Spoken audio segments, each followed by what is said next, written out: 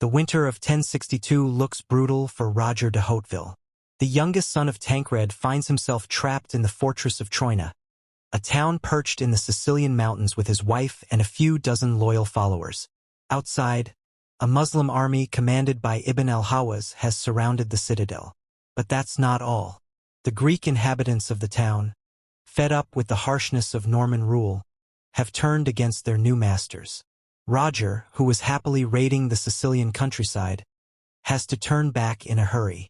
He manages to break through the siege lines and retake control of the citadel. But the situation becomes a nightmare. The Normans now find themselves besieged in turn, caught between Muslim forces and the hostile local population.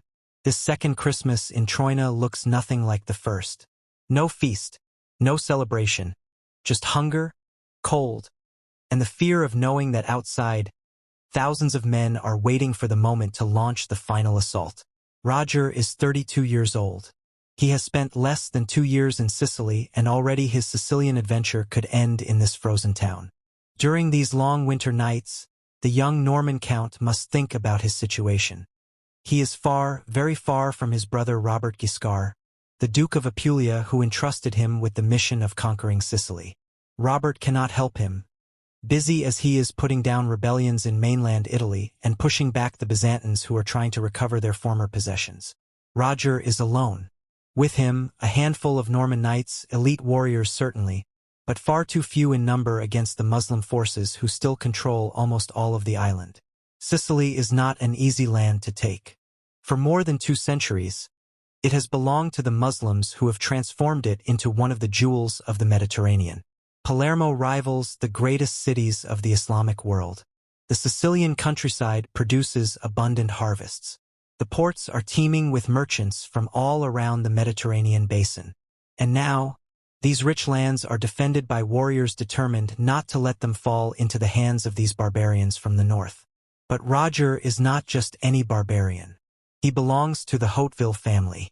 This line of minor Norman nobles from the Cotentin who, in the space of a few decades, have managed to conquer a good part of southern Italy. His older brothers started this work in the 1030s, arriving as mercenaries in the service of Lombard and Byzantine lords. Then, seeing the weakness and division of their employers, they decided to conquer these lands for themselves. William Iron Arm, Drogo, Humphrey, and especially Robert Guiscard wrested Calabria and Apulia from the Byzantines. They even defeated a papal army in 1053 at Civitate, forcing the church to recognize their conquest. Roger is the last of this extraordinary brotherhood. He arrived in Italy around 1057, after the Battle of Civitate, when his brothers had already accomplished most of their conquest. Robert Guiscard entrusted Sicily to him in 1060 during a joint expedition that captured Messina. Since then, Roger has been managing with whatever means he has. He has taken a few towns in the northeast of the island thanks to the help of Greek Christians from the Val d'Amone who prefer the Normans to the Muslims. But each victory remains fragile. Each conquest can be lost in a few days if the Muslims counterattack in force. And precisely during the winter of 1062-63, Ibn al-Hawaz has decided it's time to finish off these Norman invaders. He has gathered a large army and called for help from his co-religionists in North Africa. The Zirid Sultan of Tunis, who rules over part of the Maghreb, has answered the call. He has sent 2 of his sons, the princes Ayyub and Ali, with considerable reinforcements. Thousands of Berber warriors have crossed the sea to come crush the Normans in Sicily. At the beginning of 1063, Roger finally manages to break the siege of Troina. He didn't wait for the snow to melt to launch a bold sortie that took the besiegers by surprise. Once free, he resumes his raids into the interior of the island. That's his specialty. Quick attacks against villages and poorly defended towns, systematic pillaging, then withdrawal before the enemy can gather their forces. But now, Ibn al-Hawaz and the princes have a massive army. They won't be content to defend their positions. They want the decisive battle, the one that will drive the Normans out of Sicily for good. The news reaches Roger's ears. An immense Muslim army has set out from Palermo and Agrigento. The chroniclers speak of 50,000 men, maybe more. Even accounting for the usual exaggerations, it's clear that the Muslims have gathered all their available forces. It's an unprecedented coalition between the Kalbid Sicilians, the Arab dynasties who rule the island from Palermo, and the Zirid Berbers from North Africa. Normally, these two factions dispute control of Sicily. Ibn al-Hawaz, the emir of Agrigento, doesn't much like seeing the princes land with their armies and claim to direct military operations. But facing the Normans, they have put their quarrels aside. For now, Roger knows he cannot avoid confrontation.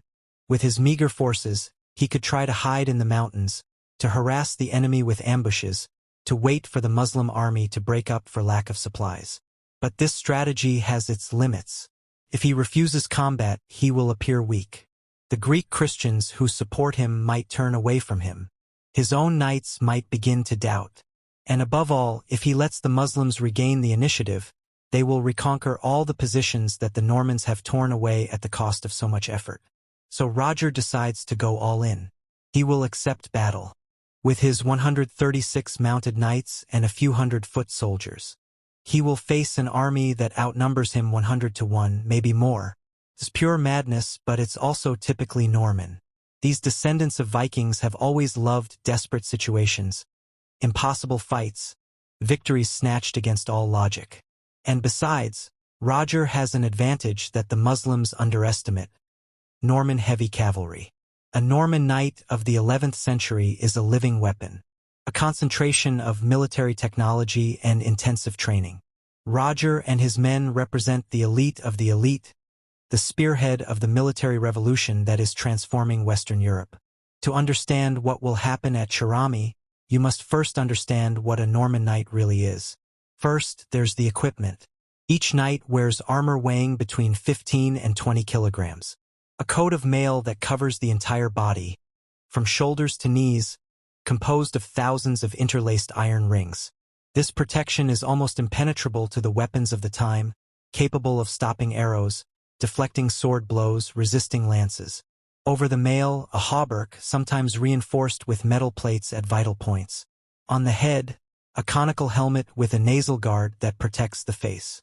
In the hand, a wooden shield covered with leather and metal in an almond shape, large enough to cover almost the entire body when the rider leans on his mount. The main weapon is the lance. Not just any lance, a long ash shaft of about 3 meters ending in a sharp iron point. The Norman knight doesn't hold his lance vertically like Oriental cavalrymen.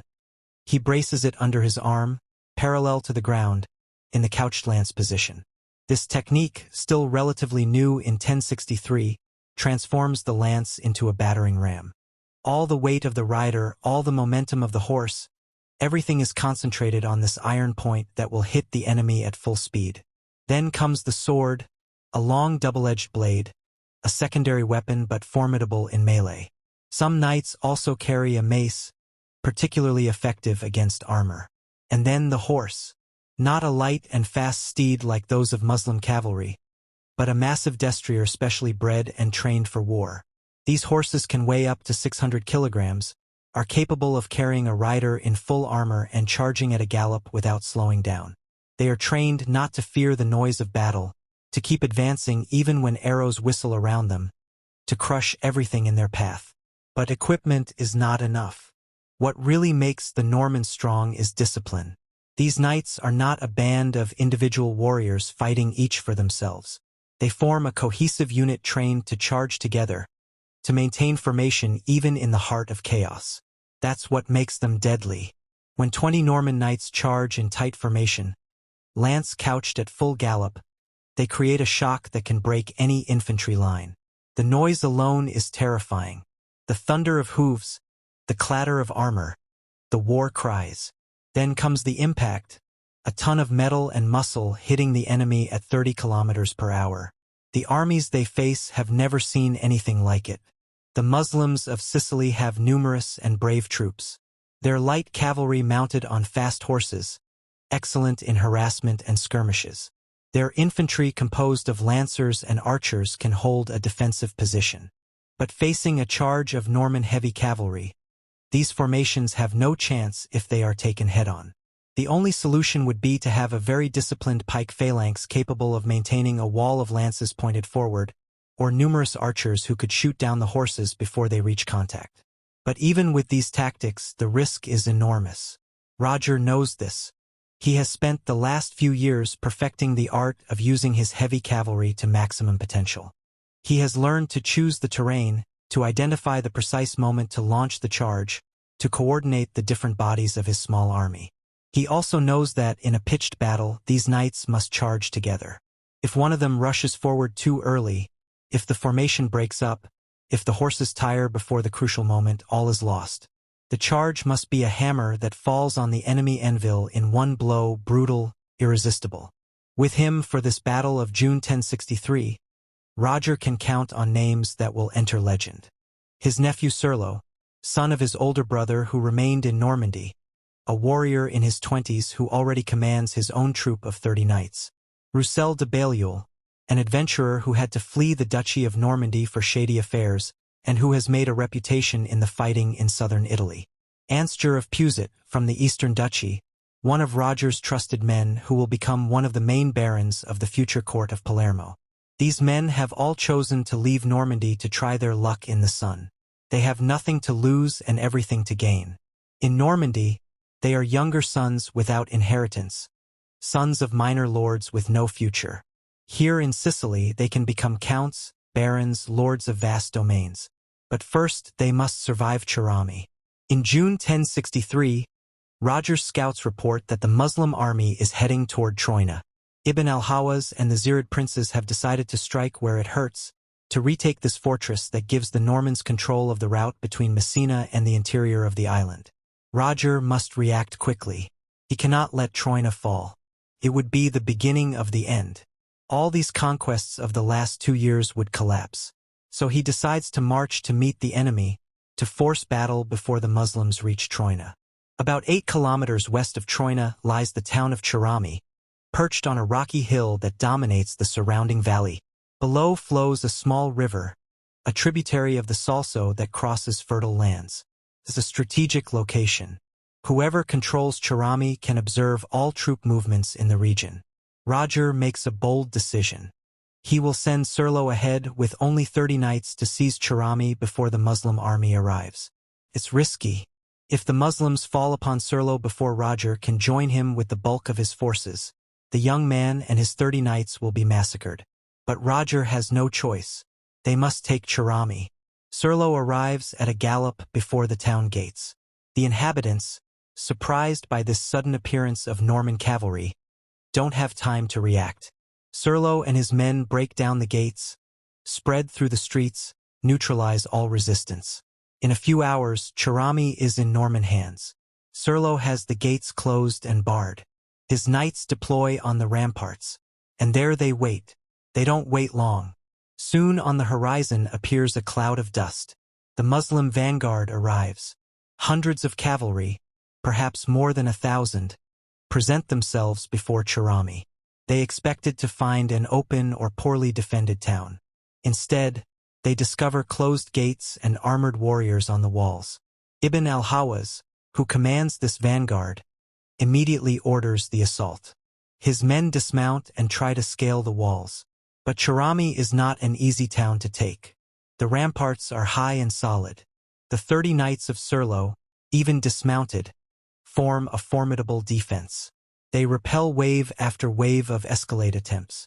The Muslims, armed with lances and swords, try to plant ladders against the walls, but each time the Normans overturn them or massacre those who reach the top. Time passes, an hour, maybe 2. The attacks follow one another without result. Ibn al-Hawaz begins to understand that he will not take Cerami this way. He decides to wait for the arrival of the rest of the army. Little by little, reinforcements flow in. Thousands of men mass in the plain south of Cerami. The complete Muslim army finally deploys. Light Berber cavalry, Sicilian lancers, archers, foot soldiers armed with sabers. The banners float in the wind. The drums sound. It's an impressive army, the largest that Roger has ever faced. And precisely Roger arrives. He enters the valley from the east with the rest of his forces. About 100 mounted knights and around 500 foot soldiers composed of Lombard sergeants, Calabrians, and dismounted knights. In all, perhaps 300 men facing an army that numbers in the tens of thousands. The exact figures remain debated. The chronicler Geoffrey Malaterra, who will write the history of this battle 40 years later on Roger's own order, speaks of 50,000 Muslims. This is probably exaggerated. Malaterra tends to embellish to make Norman victories even more glorious. But even dividing this figure by 3 or 4, the Normans remain vastly outnumbered. Roger observes the situation. He sees the Muslim army deployed in the plain. He sees Cerami held by Serlo and his men dominating the valley. He begins to work out his plan. The Muslims have abandoned the siege of the town to put themselves in battle order and face the Norman army that has just arrived. This is exactly what Roger wanted. If the Muslims had continued to attack Cerami, they might have eventually taken it and Serlo and his 30 knights would have been lost. Now, the two Norman forces can coordinate. Roger divides his forces into 2 bodies. He himself commands the rear guard with about 70 knights. Serlo, once he exits Cerami, will command the vanguard with his 30 knights plus some reinforcements. The Norman infantry, under the orders of Roussel de Balliol and Anstur of Puset, positions itself in the center.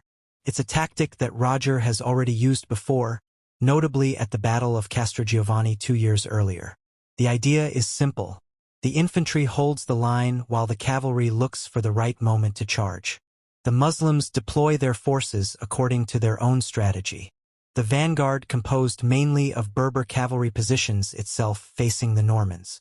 The rest of the army, infantry, and reserves extends along a long line. The Muslim commanders are confident. They have numbers on their side. They have seen that the Normans are only a handful. The battle should be quickly won. But they will discover that numbers aren't everything. The June sun beats down hard on the valley. The heat is crushing, especially for the Norman knights enclosed in their mail coats. Roger knows he cannot wait too long. His men are already tired from the march. Their horses need water. The longer he waits, the more the Muslims' advantage increases. He must force a decision now. But he cannot simply charge headlong. That would be suicide. He must create an opening, a moment of confusion in enemy ranks that the Norman cavalry can exploit. The historical sources are not clear on who attacks first. Geoffrey Malaterra recounts that Roger, after observing the situation, launches a first cavalry charge. It's a test charge, an attempt to break the Muslim lines in one blow. Roger and part of his knights rush forward at a gallop, lance couched, directly toward the center of the enemy army. The noise is deafening. The horses pound the ground. The armor clatters. The Muslims, who have never faced a heavy cavalry charge of this intensity, see a wall of iron and would rushing toward them at full speed. The impact is brutal. The Norman lances pierce the first Muslim ranks. Men fall, crushed by the horses, run through by lances. But this first charge is not enough to break the line. The Muslims are too numerous. After the initial shock, melee sets in. The Norman knights find themselves bogged down in the middle of thousands of enemies. They fight with swords now, striking left and right, trying to break free. Their horses trample, rear, bite. But space is lacking. The Muslims close around them like a vice. Roger understands that the situation is turning bad. His knights risk being overwhelmed. He gives the order to retreat. The Normans disengage as they can, falling back toward their initial position. They leave a few dead on the field, but most manage to extricate themselves from the melee. This first charge has failed, Roger knows, but it has also revealed something important. The Muslims, despite their numbers, are not invincible. They held firm against the charge, certainly, but they also showed signs of disorganization. Some units fell back under the shock. Others maintained their position. There is no perfect coordination. The Muslims see this Norman retreat as a sign of weakness. They counterattack massively. Thousands of men launch an assault on Norman positions. The light Berber cavalry charges on the flanks, trying to envelop the Normans. The infantry advances in the center, shouting war cries, brandishing lance and sword. It's a human wave that breaks over Roger's small army. But the Norman infantry holds firm. The Lombard sergeants and dismounted knights form a shield wall. They are fewer than their opponents, but they are better equipped and above all much more disciplined. When one man falls, another takes his place. The ranks stay tight, the shields stay raised. The Norman lances pierce the assailants who try to break the line. It's carnage, but the line holds.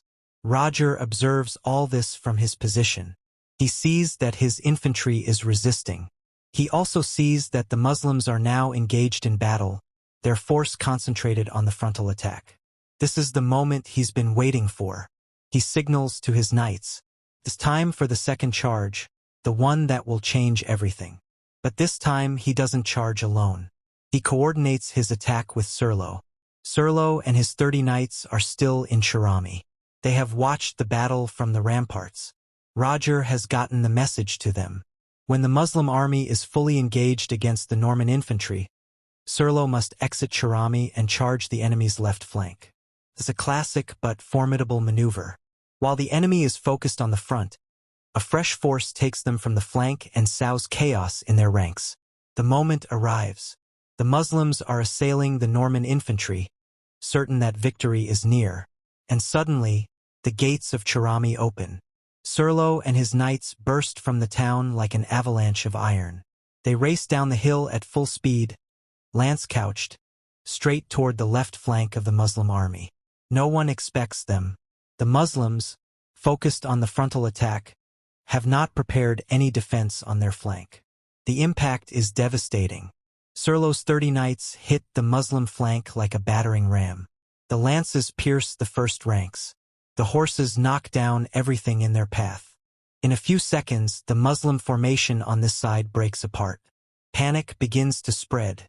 The men who were on the flank try to turn around to face this new threat. But in the chaos of battle, it's impossible. They get in each other's way. Some begin to fall back. At the same moment, Roger launches his own charge. With his 70 knights, he rushes toward the center of the Muslim army. This time, conditions are different. The Muslims are already engaged against the Norman infantry.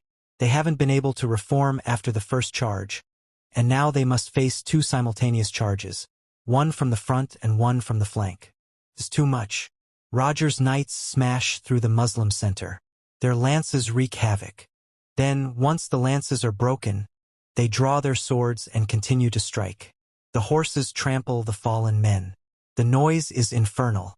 The clash of weapons, the cries of the wounded, the neighing of horses. The Muslims try to resist, but their formation collapses.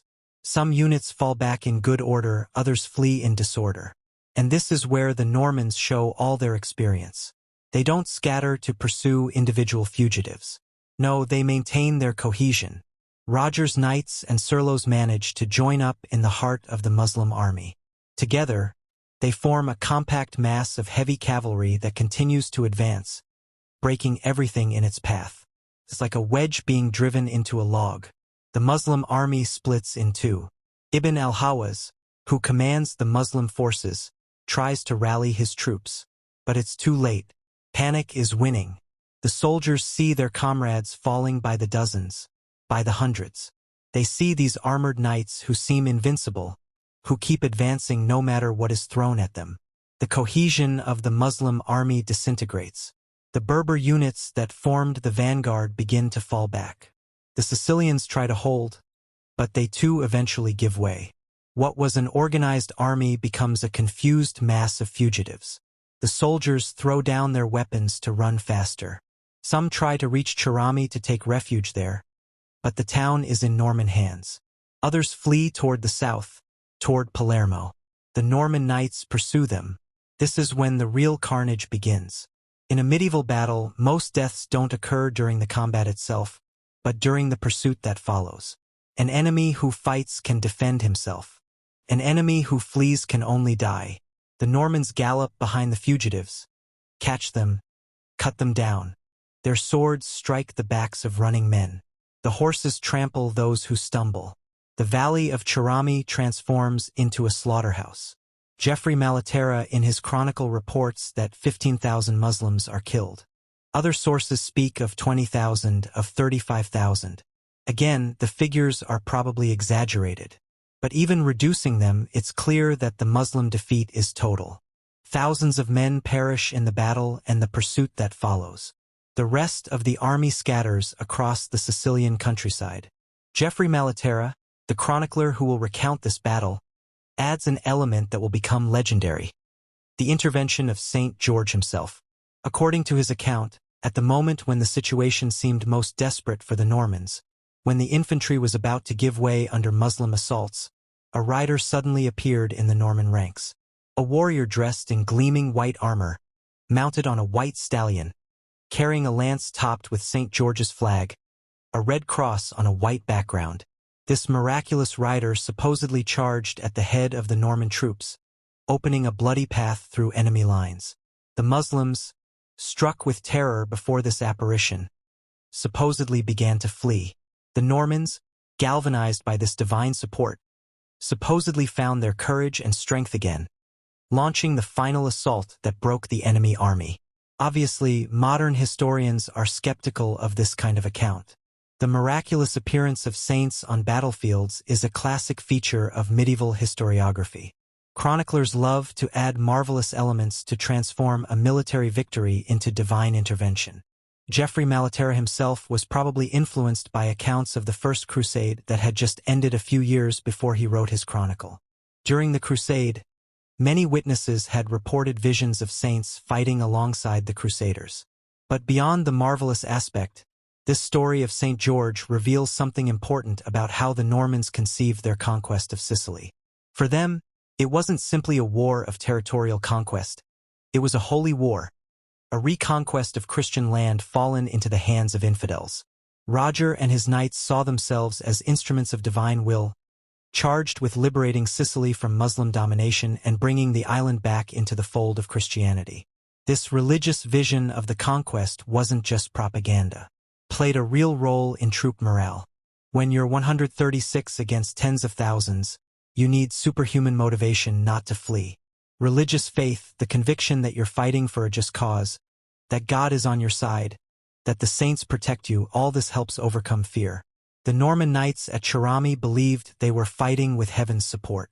Perhaps some of them really did see, in the chaos and confusion of battle, something they interpreted as the apparition of St. George. A white banner floating in the wind, a rider on a white horse, a reflection of sunlight on armor. All this could take on a miraculous dimension in the minds of warriors in full combat, convinced that their victory was impossible without divine intervention. What is certain is that the story of St. George at Cerami will have a remarkable posterity. It will become an integral part of the Norman legend in Sicily. In the decades that follow, churches dedicated to St. George will be erected throughout the island. The red cross on a white background will become one of the symbols of the Norman dynasty of Sicily.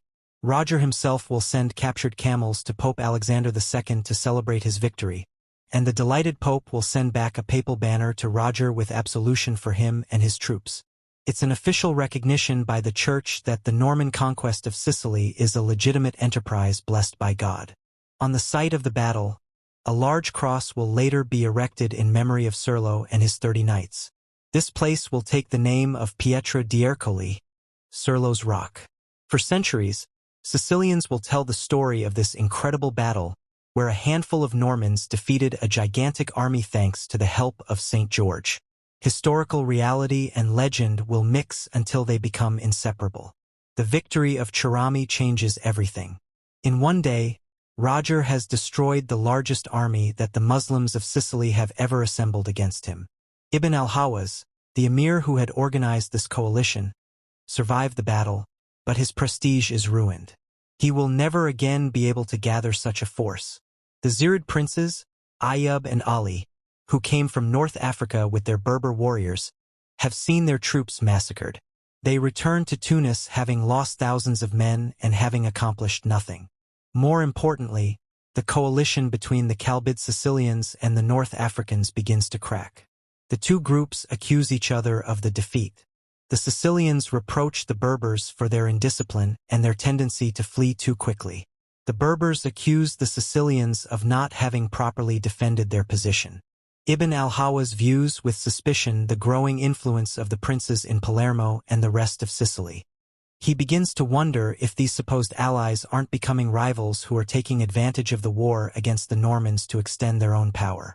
Roger can now raid Sicily almost freely.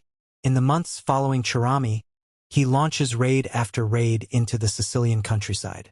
His knights grow rich, capturing booty, slaves, livestock. Muslim towns that don't have sufficient garrisons to defend themselves pay tribute to the Normans to avoid being pillaged. Roger isn't yet seeking to conquer new territories permanently. His forces remain too limited for that, but he establishes de facto domination over a large part of northern and central Sicily. The victory at Cerami also considerably strengthens Roger's reputation. In southern Italy, people begin to talk about this young count who accomplishes military miracles in Sicily. Norman adventurers seeking their fortune flock to join his ranks. It's no longer just Normans now, but also Lombards, Calabrians, even some Byzantines. Everyone wants their share of the Sicilian cake. Roger can begin to increase his numbers slowly but surely. The Greek Christians of Val d'Amone, who had already supported Roger, now rally to him with even more enthusiasm. They see in him the liberator who will deliver them from Muslim domination. Certainly, the Norman regime is not particularly gentle. Roger and his men are not philanthropists, but at least they are Christians. The Greeks prefer to be governed by Christians, even brutal ones, than by Muslims, even tolerant ones. Roger skillfully exploits this support, using the Greeks as auxiliaries, tax collectors, local administrators. But the complete conquest of Sicily will still take time. Cerami is just a stage, certainly crucial, but only a stage. The Muslims still control Palermo, Agrigento, Syracuse, and many other fortified towns. They will continue to resist for years. In 1068, Roger will face and defeat a new large Muslim army at Miraculous, near Palermo. This battle, like Cerami, will see a small Norman force triumph over a vastly superior army in numbers. After Miraculous, the Zirids will finally abandon Sicily and repatriate all their troops to North Africa. The Sicilian Muslims find themselves alone facing the Normans. They will divide, each emir defending his own town without coordination with the others. This fragmentation facilitates Roger's task, but the conquest remains a slow process. Palermo, the capital, will only fall in 1072, after Robert Guiscard comes from Calabria with considerable reinforcements. Roger will enter the city after a long siege, 9 years after Cerami. The story of Serlo, the hero of Cerami, has a tragic ending. In 1072, the same year as the capture of Palermo, Serlo is killed in an ambush near Nicosia. He had formed a friendship with a local Muslim lord named Ibrahim, who had apparently agreed to submit to the Normans. But it was a trap. Ibrahim betrays Serlo and has him assassinated with his companions. The young knight fights to the end on a rock that will later bear his name, the Pietra di Serlone. His resistance is heroic but futile. He is finally killed and his head is sent to Sultan Tamim ibn al-Muiz in North Africa, who has it displayed in the streets of Mahdia as a trophy. This death is a hard blow for Roger, who loses one of his best lieutenants. But it doesn't change the course of the conquest. The Normans continue to advance. Town after town, fortress after fortress, Sicily falls into their hands. In 1091, the last Muslim stronghold, Noto, capitulates. The Norman conquest of Sicily, begun in 1061, is complete. Took 30 years, but Roger succeeded. The Battle of Cerami in June 1063 remains one of the most extraordinary feats of arms of the Middle Ages. 136 Norman knights and a few hundred foot soldiers defeated an army that probably outnumbered them 50-1, maybe more. How to explain such a victory? First, there's the technological and tactical superiority of the Normans. Norman heavy cavalry of the 11th century represents the peak of European military art of the time. These armored knights, mounted on powerful destriers, using the couched lance technique, can generate a shock of unprecedented violence. Facing them, the Muslim armies of Sicily, despite their numbers, have no effective tactical response. Their light cavalry cannot confront heavy cavalry head-on. Their infantry, even numerous, can be broken by a well-executed charge. Next, there's the discipline and cohesion of the Normans. These men have been trained together. They know each other. They have confidence in one another. They know how to maintain their formation even in the chaos of battle. Conversely, the Muslim army at Cerami is a mixed coalition of Kalbid Sicilians and Zirid Berbers who don't often fight together, who aren't used to coordinating their actions, who mistrust each other. There's also the leadership factor. Roger is an exceptional commander. He knows how to choose his terrain, identify the right moment to attack, coordinate the movements of his different units. His decision to send Serlo to Cerami before the battle is bold but brilliant. It allows the Normans to have a fortified position and to launch a flank attack at the crucial moment. Without this maneuver, the battle could have turned out differently. But we must not underestimate the role of morale and motivation. The Norman knights at Cerami are men who have everything to gain and nothing to lose. They fight for glory, for booty, for land, for fortune.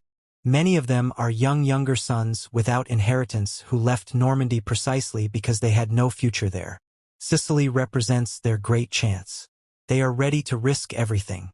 The Muslims are defending their territory, certainly, but they are not as desperate. Many are conscripts, peasants torn from their fields to go fight these barbarians from the north. When the battle turns bad, when panic begins to spread, they don't have the same motivation to hold at all costs. Finally, there's an element of luck. In any battle, there are unpredictable elements, moments when things could have tipped one way or the other. If Roger's first charge had succeeded better, the battle would have been won more quickly. If it had completely failed with heavy Norman losses, perhaps Roger wouldn't have had the opportunity to launch a second attack. If Serlo had been delayed in his exit from Cerami, if his flank attack had arrived a few minutes too late, the battle could have turned out differently. The Normans were lucky, but as they say, luck favors the bold.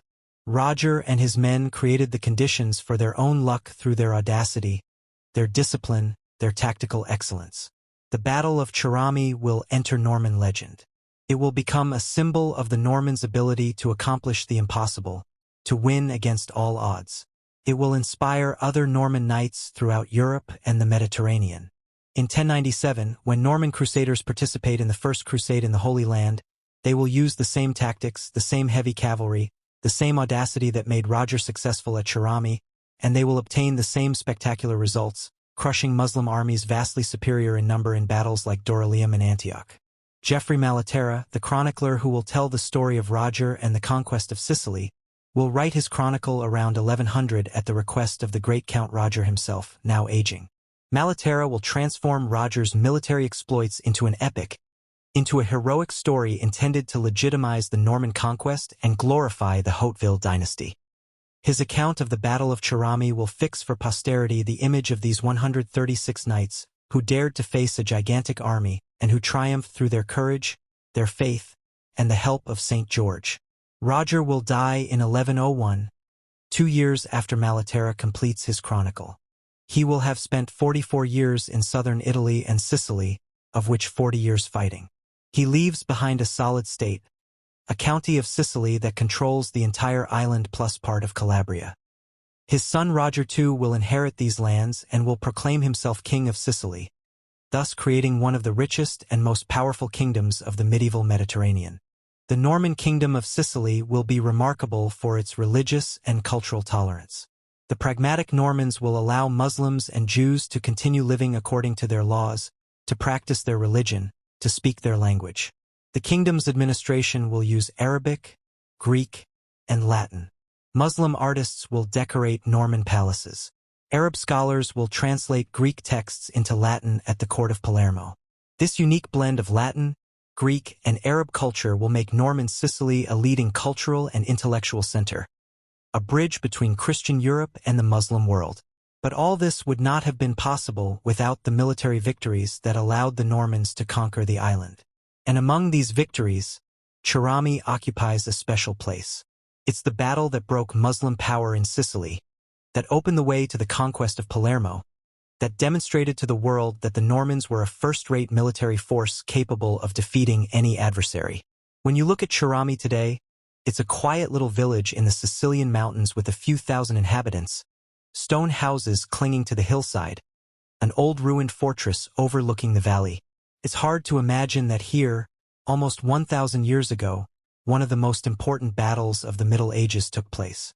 But the Sicilians have not forgotten. They know the story of the Pietra di Serlone, the rock where Serlo fought to the death. They know that their island was conquered by a handful of warriors from the north, descendants of Vikings who dared to defy the impossible. The Battle of Cerami reminds us that history is not always made by great empires, by countless armies, by numerical superiority. Sometimes, a handful of determined men, well-equipped, well-commanded, and animated by an unshakable faith in their cause can change the course of history. 136 knights against tens of thousands. Seems absurd, and yet they won. They wrote one of the most extraordinary pages of medieval military history, and their victory gave birth to a kingdom that would last 2 centuries and leave an indelible mark on Mediterranean civilization. That's what happened in June 1063 in the Valley of Cerami. A battle that should have been impossible, a victory that should have been unthinkable, and yet it is very real, documented, attested by chronicles and archaeological remains. The Normans won, and Sicily would never be the same again.